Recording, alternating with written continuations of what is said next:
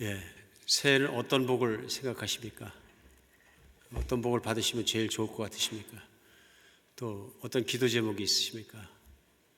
아마 많은 우리가 복을 바랍니다. 하나님 복을 바라는 것 잘못된 것 아니고 새해는 정말로 우리가 받아야 되는 참 복을 받아들이는 새해가 됐으면 좋겠다 하는 생각이 듭니다.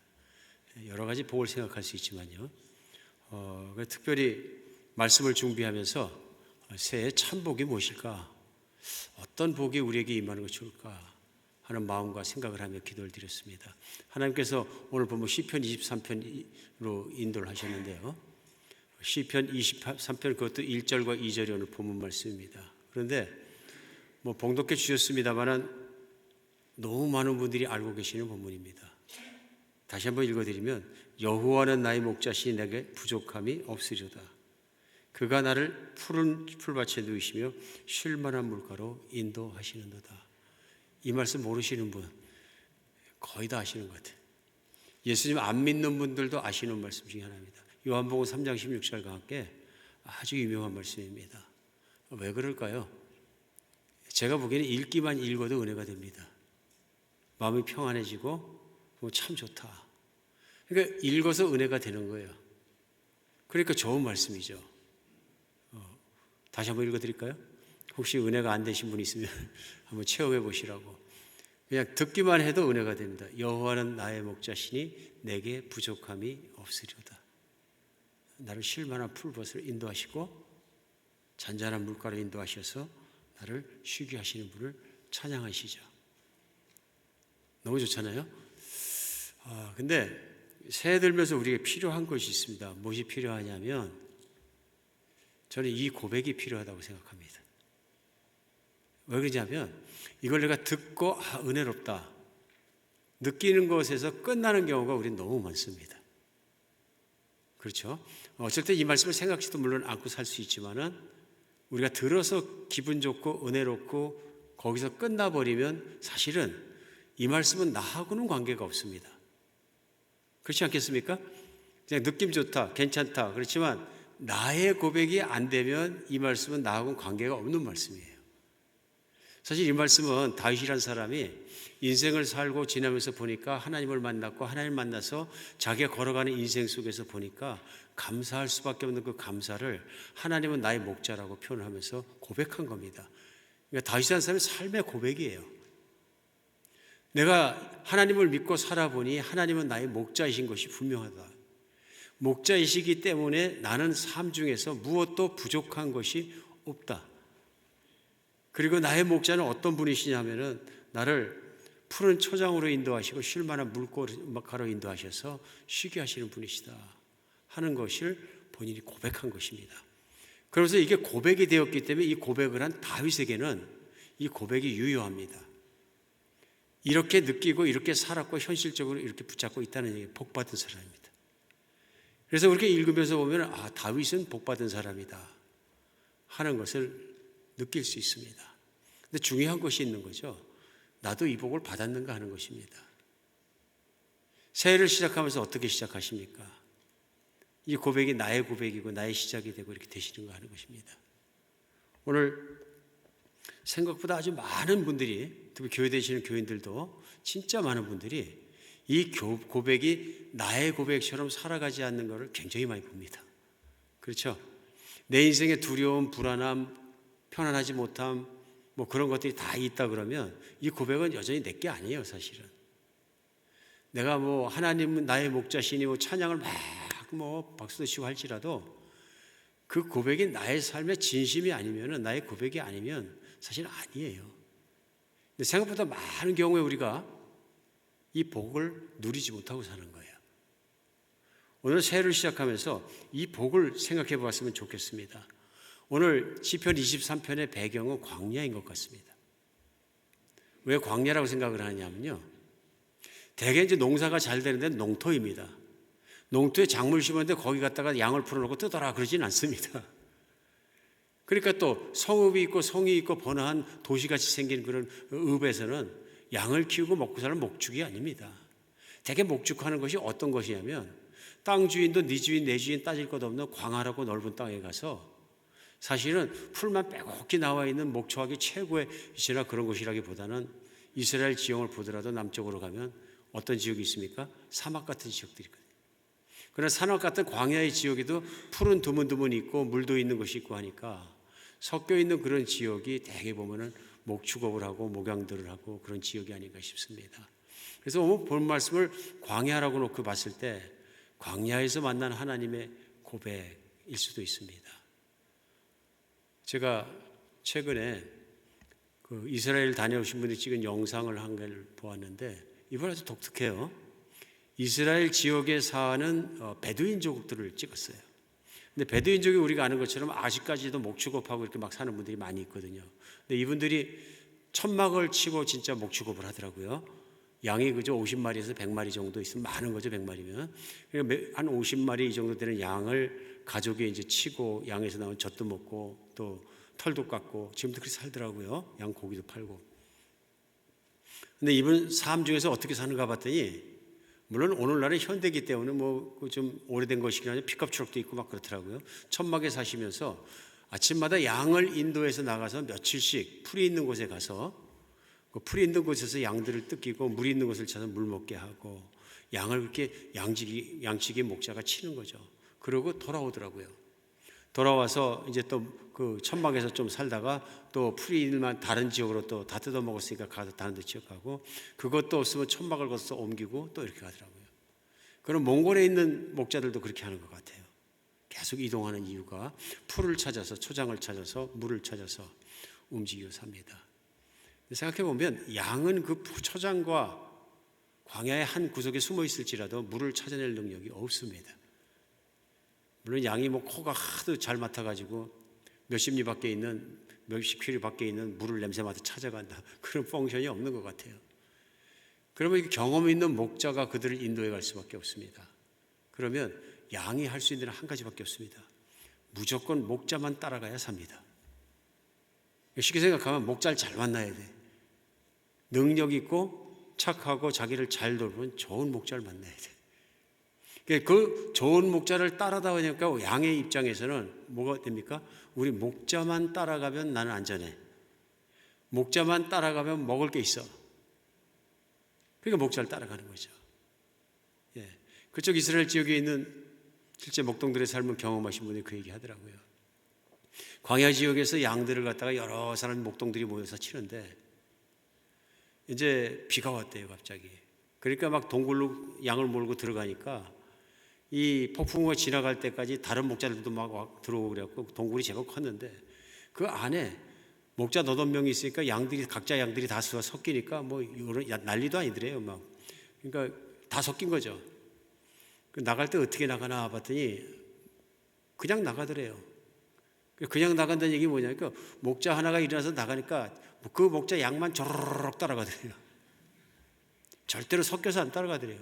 두 번째 목자가 나가니까 또 주르륵 따라가더래요. 나중에 보니까 목자가 나갈 때마다 양이 한 마리도 안 섞이더라고요. 무슨 얘기냐 하면은 양은 목자만 따라 살기 때문에 양이 주인 음성을 안다는 거예요. 주인의 모습도 알고 냄새도 알고 다 안다는 얘기예요. 주인이 어떻게만 하면 그 주인만 따라가면 살기 때문에 악착같이 죽자사자 따라가는 거예요. 이런 배경이거든요. 목동에 대해서 너무 잘 알던 자기도 목동이었던 다윗은 신앙생활을 하면서 보니까 목자를 따라가는 양같이 자기가 바로 하나님을 따라가는 양처럼 살고 있다는 걸 발견한 거죠. 그리고 신앙을 고백하는 거예요. 하나님은 나의 목자시니 내게 부족함이 없으리로다. 그거면 내 목자처럼 내가 목자일 때처럼 나를 초장과 푸른 물가로 인도하시고 푸른 초장과 정말 잔잔한 물가로 인도하시고 나를 쉬게 하시고 만족하게 하시고 배불러 눕게 하시고 인생을 행복하게 하신다. 이런 얘기거든요. 오늘 이 말씀 이렇게 나누니까 다 우리는 그렇게 생각합니다. 아, 나도 하나님 목자지. 근데 한번 생각해 봐야 합니다. 여러분 오늘까지 지금 살면서 과연 내 인생에 나를 먹고 살도록 공급하는 것은 누구입니까? 무엇입니까? 한번 생각해 보십시오. 내가 무엇 때문에 먹고 사는 것 같습니까? 그럼 물론 제일 빨리 우리 생각할 수 있는 건 그거야. 내가 열심히 일해서 먹고 살지. 일해서 먹고 살지. 일 안 하고 먹고 살 수 있나? 일하니까 먹고 사는 것이. 내가 사업해서 먹고 살지, 직장 다녀서 먹고 살지. 뭐 그런 생각을 가장 많이 하는 것 같습니다. 뭐 그런 질문이 나오더라도 하나님이 나를 먹여 살리시지. 이게 불수가 안 나오거든요. 우리 살아가면서 많은 경우에 우리를 먹여 살리는 다른 것이 있다고 생각할 수 있습니다. 그래서 이민 와서 살면서는 가게가 중요하고 사업이 중요하고 또 직장이 중요한 거죠. 오늘도 마찬가지인 것 같아요. 사실은 내가 피부감이 있게 느껴지고 나를 먹고 살게 하는 것은 그동안 축적해놓은 내가 은퇴 자금이라 그러면 은퇴 어카운트에 들어있는 내 돈이 나를 먹여 살리지. 어떤 분들은 자식이 또 돈을 주시면 자식이 나를 먹여 살리고 있지 요즘은. 뭐 이런 것도 우리가 생각할 수 있거든요. 그러다 보니까 사실 여호와는 나의 목자신 내게 부족함이 없으리로다 이거 읽으면서도 은혜롭다 그러면서도 거기서 끝나고 나의 삶 자체는 의지하고 기대하고 살아가고 노력하고 하는 것이 따로 있을 수 있습니다. 나도 모르는 사이에 그걸 믿어버리면 어떻게 되냐면요, 목자 없는 삶이 되는 거죠. 근데 너무 쉽게 우리는 목자 없는 삶에 빠져들기가 쉽습니다. 목자 없는 삶이에요. 제가 목자 없는 삶을 좀 오래 사는 건 여러분 아시지 않습니까? 그 얘기 뭐냐면 예수 안 믿고 사는 사람 목자 없는 삶을 산 거거든요. 그래서 그 예수 안 믿을 때 살면서 사람들이 제게 해주는 말 중에 칭찬하는 말 중에 제일 기분 좋은 말이 뭔가 하고 생각해 보니까 전 이거였던 것 같아요. 저 사람 자수성가한 사람이야. 그 왠지 기분이 좋았어요. 20대 젊은 나이에 그 얘기를 참 많이 들었거든요. 왜 많이 들었냐 하면은 실제로 자수성가를 했기 때문에. 그 얘기 뭐냐면 내 손꼽치로 다 이뤘다는 얘기거든요, 인생이. 중학교 때 집에 돈이 없으니까 학자금 못 내니까 수업료 못 내니까 이제 학교 못 다녔단 말이에요. 그러면 중학교 1학년 중퇴한 사람 이제 앞일은 뻔한 거죠. 뭐 아버님이 사업을 다시 해갖고 뭘 일을 하고 부자가 되기 재기하기 전에 안 되는데 가망이 없어요 보니까. 그러면 가족도 많고 형제는 5이고 어머니는 아프시고 그런데 제 장남이니까 돈 벌어야 살잖아요. 죽사사사 돈 버는 거죠. 13살 때부터. 그럼 뭘 할 수가 있어요. 등치는 컸으니까 공사장에도 뛰어가서 덜짐도 지고 뭐 구두도 닦고 별일 다 한 거죠. 그래서 제 아내를 대학교 때 만나서 무슨 대화를 하다가 도대체 티네이저 때 고생을 많이 했다는데 뭔 고생을 그렇게 많이 했냐 그래서 앉아서 조목조목 따져도 보니까 13살에서 19살까지 28가지를 했어요. 그러니까 세상에 쓴맛은 있는 대로 다 본 거죠. 웬만한 것은. 그러니까 돈을 잘 번다 그러면 다 간 거예요. 근데 지금도 기특하게 생각하는 것 중에 하나는 그래도 공부를 안 놓은 거예요. 일을 하면서 책을 들고 다니면서 계속 공부를 하고 독학을 해서 중학교, 고등학교를 검정고시를 붙은 거죠. 그리고 대학을 가고 부모가 한 푼도 안 도와줬는데 살았으니까 자수성가한 거 맞는 거죠. 그러다가 이제 사업을 해서 성공을 하니까 사람들이 얘기할 때 20대에 성공을 하니까 저 사람 진짜 자수성가한 사람이야. 젊은이들도 와서 참 부럽습니다. 그리고 얘기하면 그게 어깨가 으쓱해져 기분이 그렇게 좋은 거예요. 보람이니까요. 그렇지, 어릴 때부터 내 그런 생각을 했었지. 내 혀를 깨물어서 피를 마셔가면서 나는 성공해야 되겠다. 난 절대로 이대로 무릎 꿇지 않겠다. 세상에 무릎 꿇지 않겠다. 나는 이기겠다. 세상을 호령하고 다스리겠다. 뭐 그런 마음이 있었으니까 작은 성공을 해놓고 보면 스스로 자랑스러운 거죠. 그게 제가 추구해왔던 인생이고. 예수님을 만나고 나서 보니까 그게 다 헛거예요. 나를 철저하게 믿었기 때문에 하나님 인정하지 못하고 사는 거예요. 어릴 때부터 어머니 때 붙잡혀갖고 교회도 다니고 하면서도 진짜 믿음이 뭔지 모르는 거예요. 오직 나를 믿는 거지. 그래서 예수님 앞에 무릎 꿇고 회개하고 다 돌아서고 나오니까 그 다음에 문제가 생긴 게 이제 그 꿈꿔왔던 거 칭찬받기 원했던 거 다 내려놓고 나니까 그럼 이제 어떻게 살아요 하나님. 그래서 참 고민되었을 때 집안 사람이 책을 한번 읽어보라 그래서 어느 목사님 쓰신 책 3권을 읽었어요. 로렌 커닝이라는 목사님 쓰신 책이었는데 선교단체를 그때 일으키시고 세계적으로 큰 선교를 하셨습니다.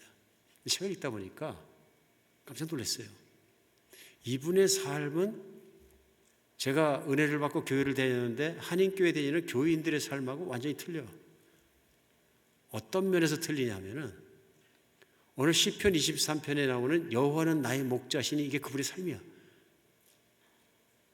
돈이 없는데 하나님께서 선교를 시작하라 그러니까 자기 집 거실에서 자원자 2-3명을 모아가지고 제자 훈련하면서 지금부터 우리가 하나님 말씀 공부해갖고 6개월씩 해외 나가서 선교를 합시다.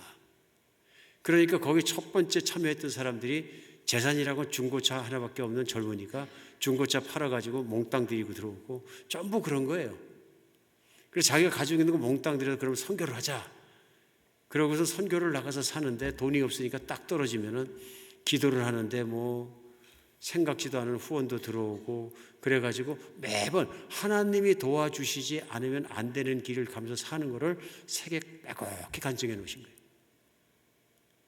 그러면서 상상하지도 못할 하와이의 큰 문 닫은 호텔을 하나님이 허락해 주시지 않는가. 하나님의 역사들이 일어나면서 그래서 그 하나님의 공급하심을 따라 들어가는 사역들이 일으키며 현재는 전 세계에서 15,000명 이상의 전임 사역들이 선교를 하는 큰 단체, 세계적인 단체로 커버렸잖아요. 그분의 삶을 이렇게 보니까 어릴 때부터 그런 거예요. 기도하면 하나님이 공급해 주시고 그것을 100% 신뢰하고 교회 와서 보니까 그런 삶을 사는 분들이 잘 안 보이는 거예요. 그냥 다 내가 사업해서 먹고 살고 그냥 뭐 직장 내서 먹고 살고 그 루틴에서 살고 그것이지 그렇게 하나님께 대롱대롱 매달려 살고 뭐 믿음으로 움직이고 그런 삶이 안 보이는 거예요. 그래서 저도 한번 그렇게 살아보고 싶다 하는 마음이 들어가지고 하던 일을 다 때려치고 선교하겠습니다 하나님 헌신을 하고 선교사 훈련을 들어갔더니 가방만 하나씩 다 들고 들어갔는데 거기 가서 선교사들이 한 70가정 모여서 훈련을 받는데 보니까 다 그렇게 나왔더라고요. 한 분이 얘기하더라고요. 저는 지금부터 홈레스입니다 그러더라고요. 돌아갈 것도 없고 집도 없고 아무것도 없습니다. 우리 식구는 다 그렇습니다. 옆에 있는 저도요 그러더라고요. 거의 모든 사람이 다 그렇더라고요. 지금부터 인도하시면 선교지에 들어가 살기도 하고 뭐 죽으라 그러시면 죽고 저를 그럴 마음으로 왔습니다. 헌신한 거죠. 제가 그래서 그때 그 훈련과 그 삶을 좀 맛을 본 거죠. 하나님이 공급하시는 건 어떤 삶이냐, 하나님만 따라가는 건 어떤 삶이냐 참 많이 배웠습니다. 그리고 하나님만 믿어도 살 수 있다는 거 배웠습니다. 그래서 하나님 음성을 듣고 살아오지 않은 것 같아서 열심히 들어가는데 안 들리더라고요. 기도 열심히 했더니 첫 번째 하신 말씀이 딱 하나였어요. 제 마음에 말씀하셨다고 믿으시는 게 내가 너를 배고프지 않게 하리라. 정말 신기했어요. 내가 너를 배고프게 하지 않기라. 그래서 제가 아내 보고 얘기했죠. 여보, 우리 부자로 사나 봐. 아내가 웃더라고요. 하나님이 진짜 말씀에서 부자란 얘기겠어요? 배고프지 않게 하시겠다는 얘기지. 그리고 그 말씀을 영적으로 본다면 충분한 은혜를 주시겠다는 말씀이겠지. 이제 몇십 년 살고 나서 그때 이후로 생각해 보니까 정말로 배고프지 않게 하셨어요. 저는 이게 하나님의 신실하심이라고 생각합니다. 하나님이 나의 목자신 거죠. 고백할 수 있어요. 하나님은 나의 목자십니다. 내게 늘 신실하시고 말다는 환경 속에서도 먹여주신 분은 그분이십니다. 근데 오늘 제 얘기를 나누게 됐는데요. 저는 10년 들어서 이 다윗이 고백하는 시편 23편의 이 고백이 우리 사랑하는 우리 교우들의 모든 사람들의 인생이었으면 좋겠다. 신앙의 고백이었으면 좋겠다 하는 마음이 드는 것입니다. 왜냐하면 이런 고백이 없으면 인생을 목자 없는 인생을 사는 거예요. 목자가 없는 인생을 사는 것만큼 허무한 인생이 없다 그런 얘기죠. 힘든 인생이 없다. 고통스러운 인생이 없다. 사실은 그런 얘기입니다. 왜냐하면 예수님께서 마태복음 6장 30절로 31절에 보면 이렇게 말씀하세요. 오늘 있다가 내일 아궁이에 던져진 들풀도 하나님이 이렇게 입히시거든 하물며 너희일까 보냐 믿음이 작은 자들아. 그러므로 염려하여 이르기를 무엇을 먹을까 무엇을 마실까 무엇을 입을까 하지 마라. 또 아는 말씀이죠. 그러니까 책망하시는 게 뭐냐 믿음이 작은 것을 책망하는 거예요. 그러니까 어떤 사람들을 위해서 향해서 책망하시냐면 하나님을 온전히 신뢰하지 못하고 걱정하고 근심하고 세상 안에서 그것 때문에 힘들어하는 그런 사람들을 향해서 말씀하고 계신 거예요. 그래서 말씀하시기에 솔로몬이 남이 다 부러워할 만큼 부자이고 세계 최고 부자이지만 솔로몬이 그 모든 부를 가지고 옷을 입은 것이나 궁전을 만들면서 살아가는 화려함이 들에 홀로 핀 백합화 하나만 하냐 하는 것입니다. 백합꽃 자세히 보셨어요? 얼마나 화려해요. 인생이 아무리 화려한 입고 명품을 입어봤자 백합꽃만큼 화려하겠어요. 그러니까 주님 말씀이 맞는 거죠. 그러면 그 같은 미물이고 그 같은 정말 생물까지도 하나님이 입히시고 만드시고 그것을 또 존재하게 하시는데 하나님을 사랑하신 너희들 자녀들 사람일까 보냐? 먹이시지 않겠느냐? 입히시지 않겠느냐? 챙기시지 않겠느냐? 그런 말씀입니다. 오늘 그럼 왜 걱정하냐는 얘기입니다. 오늘 왜 걱정하는 건 이유는 하나인 거죠. 목자가 없으니까 걱정하는 거죠. 신앙의 고백이 없으니까 나를 공급해 주시는 분이, 나를 지켜주시는 분이 없으니까 그런 고백이 되는 것이죠. 그 중에서 특별히 오늘 고백 중에서 목자가 된 것뿐만 아니라 내게 부족한 것이 없으리로다 하며 부족한 것이 없다. 그런데 사실은 다윗이 부족한 것이 많은 인생을 살았습니다. 왕이 되고 부자일 때도 있지만 젊은 시절에 이렇게 보면은 광야를 도망다니며 살고 부자가 아니라 가난하고 거지처럼 살고 어쩔 땐 먹을 것이 없어서 제사장한테 쫓아가갖고 하나님께 드렸던 떡이라도 좀 내놓으시죠. 그래갖고 자기 일행들과 함께 먹을 수밖에 없는 거지의 인생을 살았다는 거예요. 그러면 사실 얼마나 불평할 게 많은 인생을 살 수 있었겠어요. 그는 오늘 광야의 고백을 하는 거예요. 그러면서 하나님께 감사하고 있는 이유는 그가 하루하루 먹고 사는 것 자체도 감사할 뿐이라는 하나님을 믿는 신앙이 있기 때문에 그렇습니다. 그는 목자가 있다는 것을 배고픈 시절에도 믿었다는 것입니다. 그렇기 때문에 그의 배고픈 시절에도 그는 인생이 풍요하고 행복한 것은 달라지지 않았다는 얘기입니다. 하나님이 계시기 때문에, 믿기 때문에. 우리 이스라엘 백성들이 하나님이 누구신가의 목자의 고백을 배우는데 가장 먼저 들어간 것이 광야입니다. 그러니까 구약 성경을 열면 하나님께서 아브라함에게 복 주시고 아브라함의 족속을 만드셔서 족속이 진짜로 커졌을 때 첫 번째 주신 거 뭐냐면 이집트 종소리 하면서 고통이에요. 그 얘기 뭐냐면 하나님이 목자가 되신 삶을 못 살고 있을 때 그들을 건져내셔서 이끌어내신 것이 광야입니다. 광야는 모든 것이 부족한 것입니다. 살 수가 없는 것이잖아요. 거기서 그들이 배우고 원하셨던 건 뭐냐면 하나님이 목자 되셨다는 겁니다. 하나님이 그들과 함께 계시고 양식을 먹이시고 목마르면 바위를 깨뜨려서 물을 마시게 하시고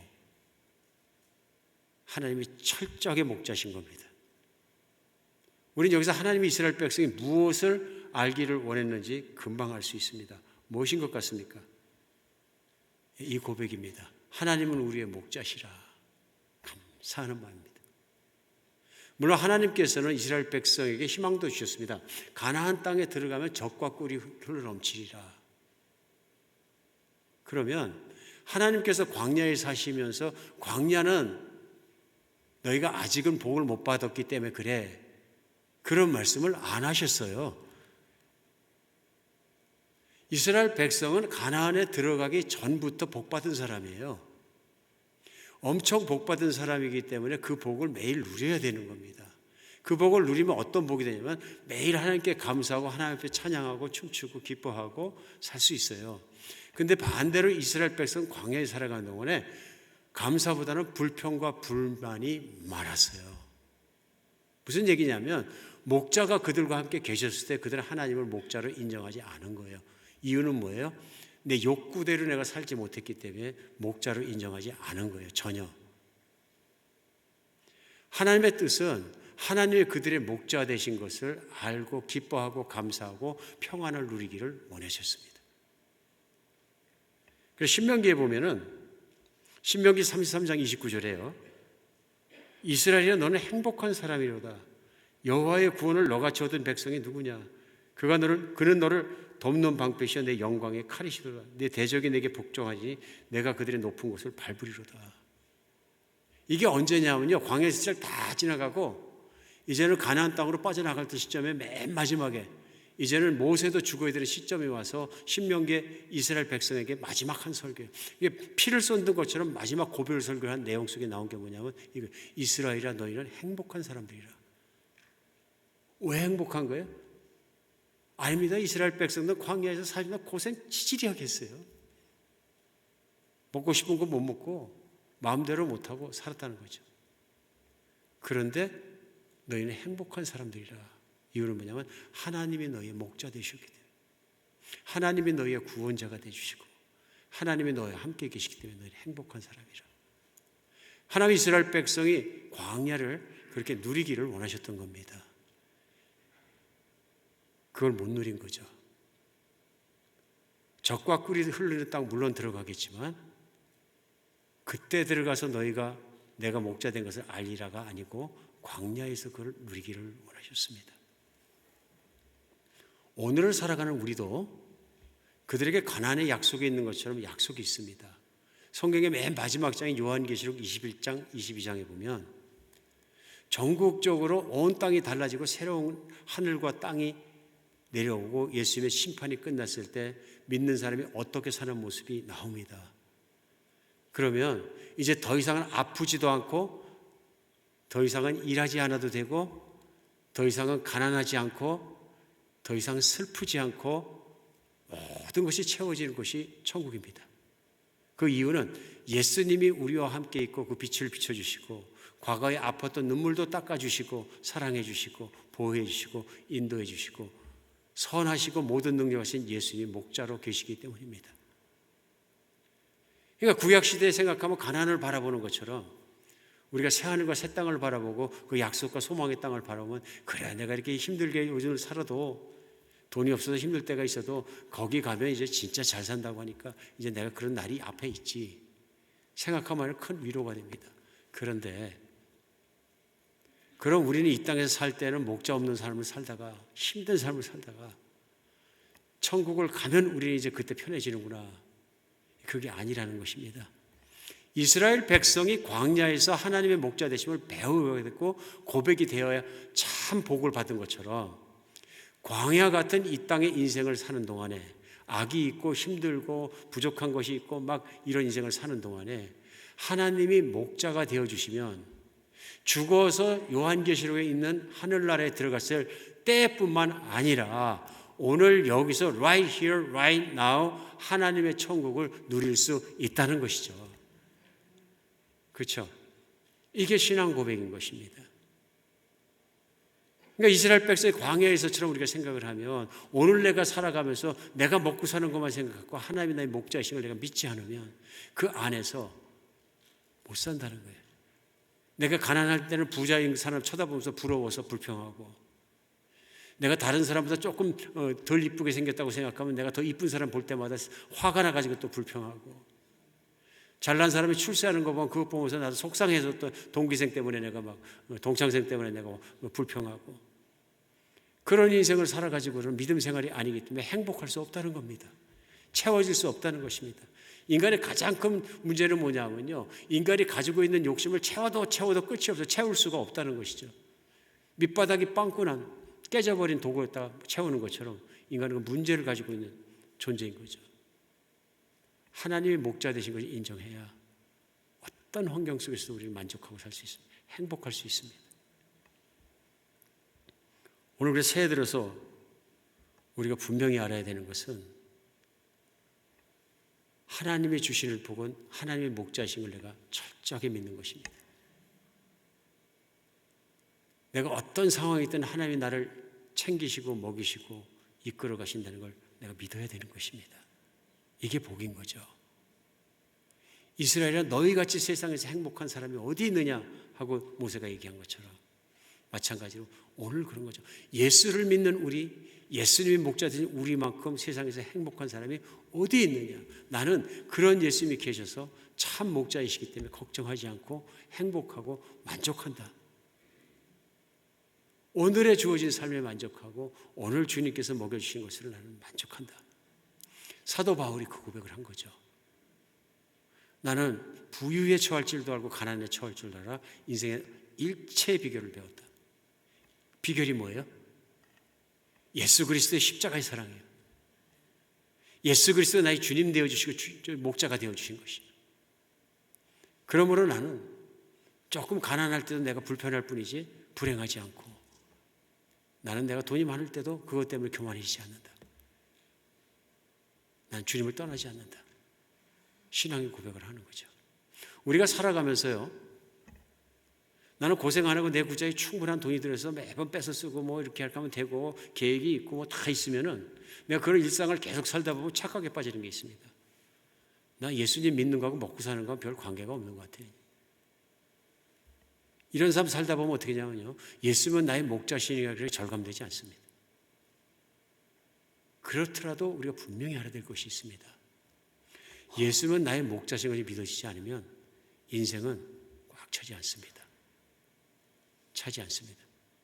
왜냐하면 오늘 두 번째 절에 나오는 말씀이 있습니다. 무슨 말씀이냐면 그가 나를 푸른 풀밭에 누이시며 쉴 만한 물가로 인도하신도다.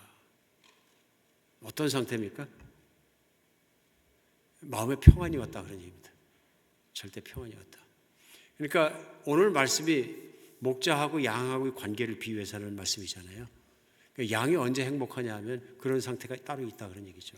실제로 목동 출신의 목사님이 계십니다, 현대에. 그래서 필립 켈러라는 목사님인데 제가 이분 책을 한 2권 정도 읽었습니다. 근데 이분이 이제 목자였기 때문에 특별히 시편 23편 같은 경우 설명을 참 현실적으로 잘 하십니다. 근데 이분이 설명하신 목자 출신으로서의 양들이 상태가 보면 양들이 오늘 시편 말씀대로 편안하게 누워서 쉬려고 그러면 최소한 4가지 정도 충족이 돼야 된다. 첫 번째, 외적이 없어야 된대요. 위협이 없어야 된대요. 주변에 위험이 있으면 못 쉰대요. 양들이 민감해서. 피의식이 강하고 경계의식이 강해서 못 쉰대요. 누워서 잠자고 그런 거 못한다는 겁니다. 두 번째는 내분이 없어야 된대. 자기들 안에 막 싸움이 나가지고 막 그냥 한 군데서 막 들이박치고 막 그러면은 불안해갖고 잠을 못 잔답니다. 세 번째는 자기를 괴롭히는 기생충이나 파리 같은 게 없어요.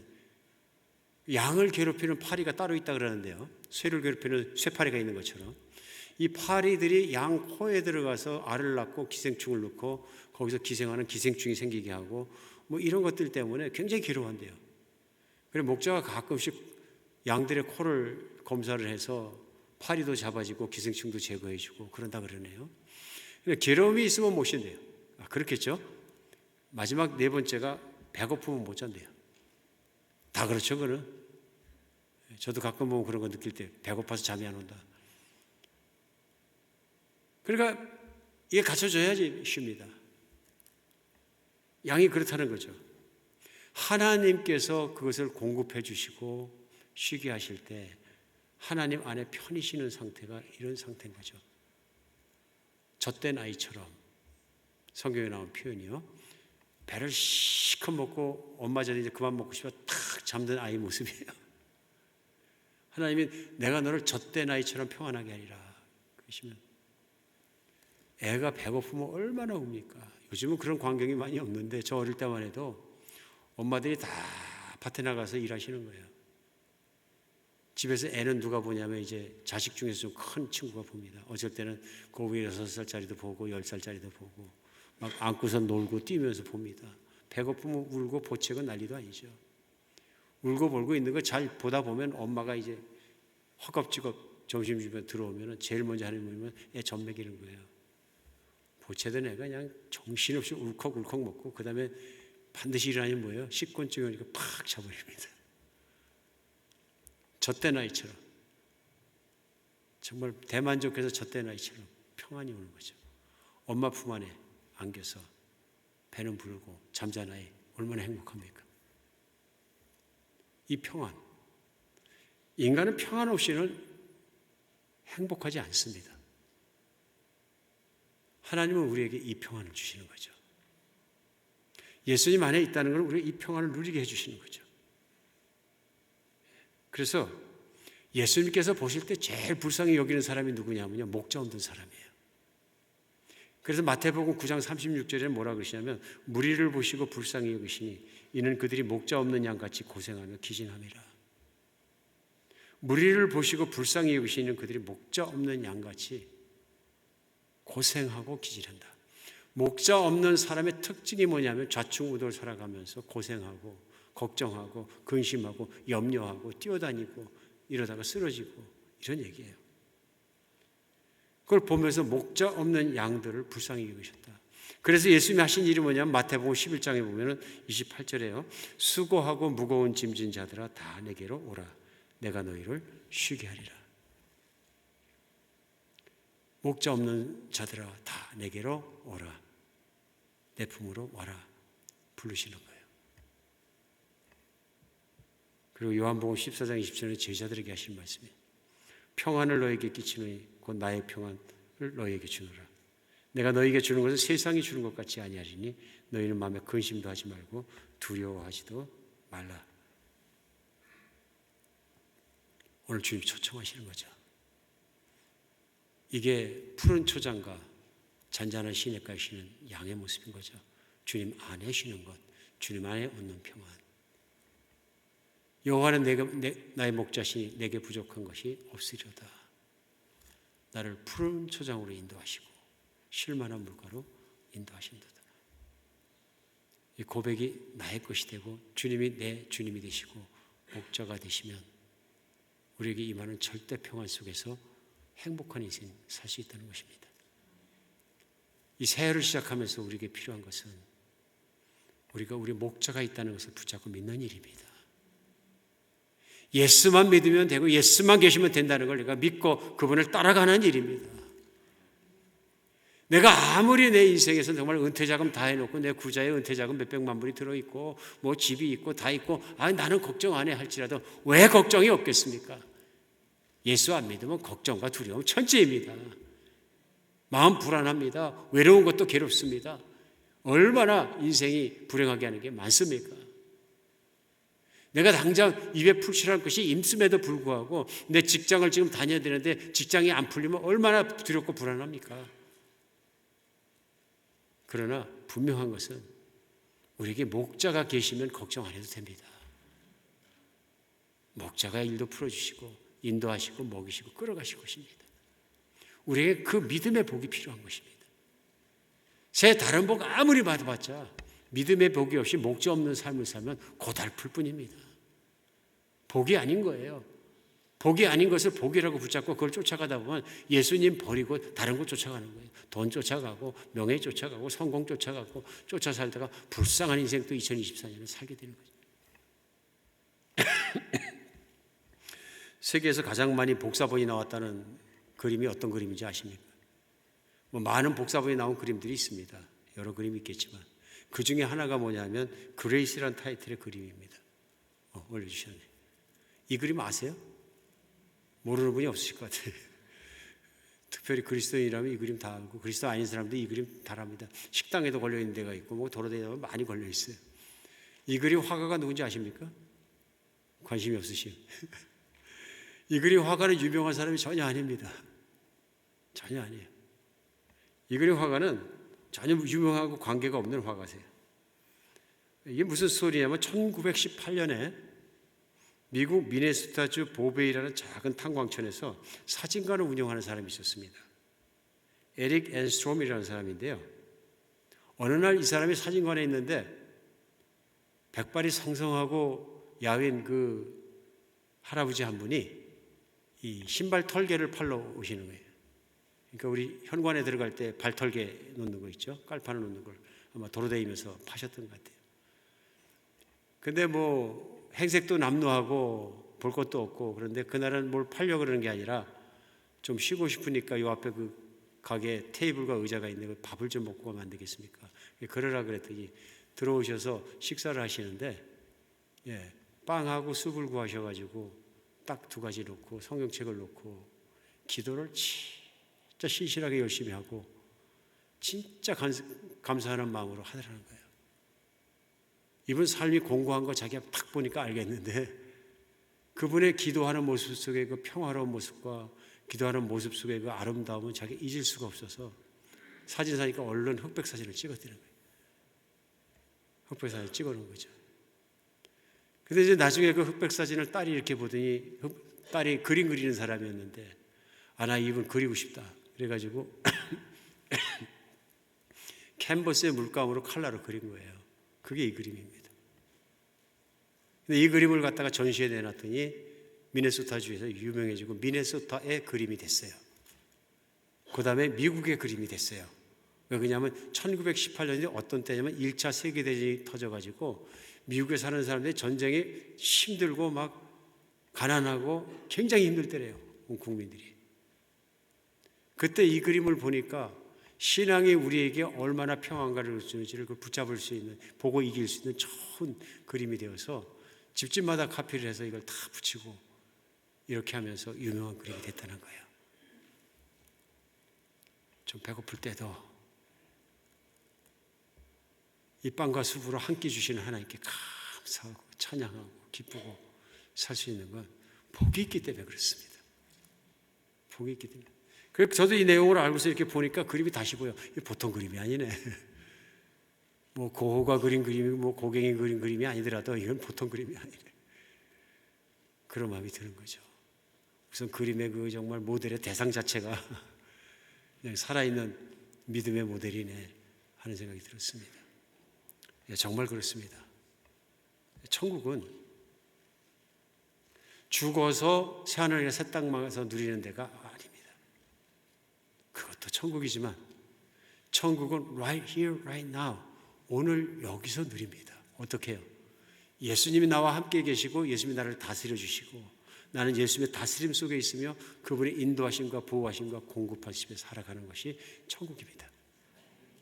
천국은 예수님과 예수님의 다스림이 있는 곳에 사는 것이 천국이거든요. 그러니까 지옥은 어떤 것이냐면 내가 무슨 일하고 어떤 삶을 살지라도 예수님을 배제해놓고 사는 모든 공간과 시간과 삶은 지옥이에요. 그러니까 그런 공간에 살면 걱정과 근심과 두려움이 다 들어와가지고 날 괴롭히는 거예요. 정말로 주님 안에 그런 선물, 그런 놀라운 평안을 누리고 그런 감사를 누리는 그런 새해가 되시기를 예수님의 이름으로 축복합니다. 이 새해 우리가 구할 것은 하나님 바른 믿음 주셔서 2020년 하루도 빼지지 않고 버릴 것이 없이 제가 천국을 늘 밟고 살아가게 해주세요. 내가 천국을 right now, right here 지금 여기서 내가 누리고 하지 못한다면 어떻게 내가 장차에 올 천국을 기대하겠습니까? 기대가 잘못된 거 아니에요? 내가 여기서 정말로 괴롭고 불행하고 내가 불행하게 살더라도 저기만 가면 된다 이 신앙이 아니라 오늘 내가 하나님의 다스림 속에서 오늘 하나님의 목자 되심 속에서 감사가 돌아서야 다음에 오는 천국은 저절로 가는 것입니다. 새해는 특별한 복이 있길 바랍니다. 기도하겠습니다.